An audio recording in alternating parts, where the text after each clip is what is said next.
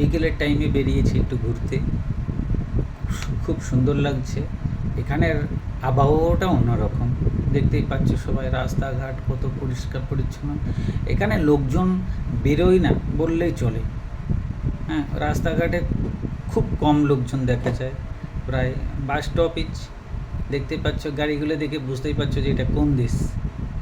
এখানে কিন্তু প্রচুর ঠান্ডা, তাই মানুষজন বাইরে বেরোয়। আমরা একটু বিকেলের টাইমে বেরিয়েছি, তাই কিছু বোঝা যাচ্ছে না। একদম রাস্তাঘাট নির্ঝুম, চুপচাপ, পরিষ্কার পরিচ্ছন্ন। কিন্তু অনেক, ওখান থেকে শেষ করে মার্কেটে ঢুকছি, দেখছো এখানকার পোশাকগুলো কীরকম। এটা হচ্ছে মার্কেটে প্রথমে এন্ট্রি করলাম, সব জিনিসপত্র সাজানো আছে, যার যেরকম ইচ্ছা সে সেরকম নিতে পারে। মার্কেটটা এত সুন্দর, চারিদিক দিয়ে গোলভাবে ঘোরানো, যত উপরেও যেতে পারো।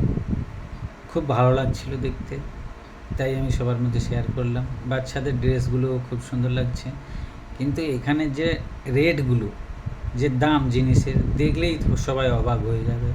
শুধু এটা নয়, অবাক হওয়ার কিছু না, এখানে যে দাম যদি 5 টাকা হয়, আর এখানকার 1 টাকা আমাদের ইন্ডিয়াতে 180 টাকা, সেই হিসাবে বুঝতেই পারছেন তো দামটা কীরকম।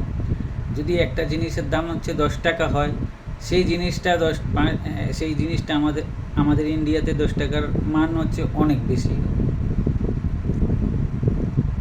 চারিদিকে আমি ভিডিও করে দেখিয়েছি। এবার মার্কেটের ভিতর থেকে আমি বাইরে বেরিয়ে যাচ্ছি, মানে এরপরের মার্কেটে এন্ট্রি করব।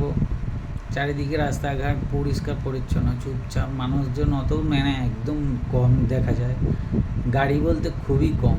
এই সামনে বাস আসছে, আমাদের মানে দেখার মতন, মানে এই জায়গাগুলো এমন আমি চুপচাপ নিরিবিলি জায়গা, কোনো মানে একটা পথে কোনো প্রাণী পশু পাখিও দেখা যাচ্ছে না।